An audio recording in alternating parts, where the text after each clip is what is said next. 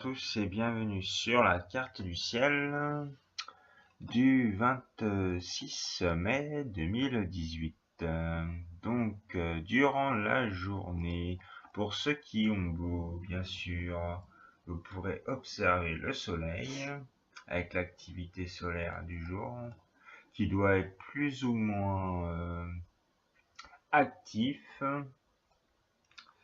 Puis vers à peu près 21h, même 10h du soir, on peut observer Vénus au coucher du soleil. Vénus qui sera visible jusqu'à peu près minuit. Ouais, minuit, elle est encore là, mais à ras l'horizon.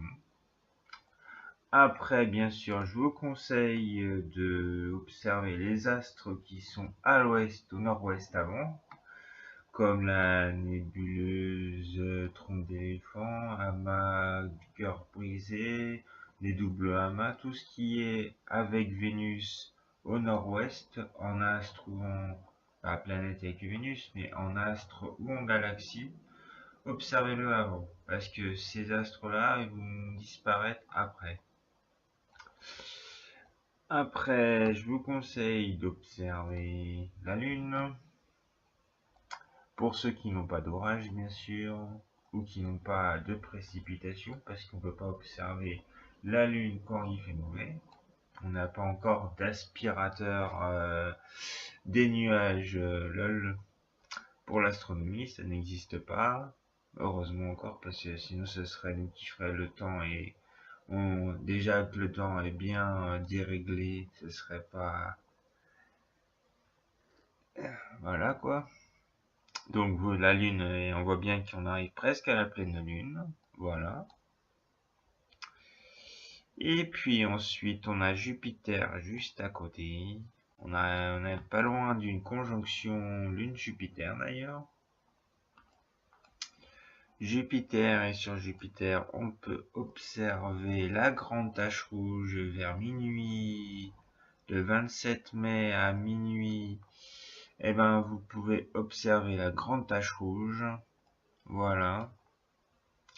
Ainsi que ses satellites côté gauche ou côté droit, ça dépend l'oculaire, si vous avez un renvoi coudé ou si vous mettez votre oculaire directement sur votre télescope.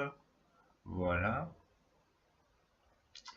Ensuite, bien sûr, durant la nuit, vous avez des étoiles filantes que vous pouvez observer. Elles sont plus ou moins intenses. Le pic a lieu au mois d'août pour la nuit des étoiles. Voilà.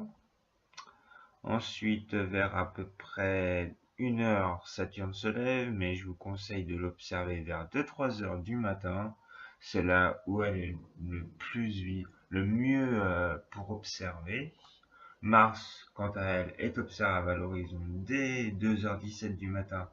Mais si vous observez Mars à cette heure-là, vous risqueriez de voir la planète, mais d'avoir des turbulences dues d'où parce qu'elle est à l'horizon de la planète, c'est pour ça.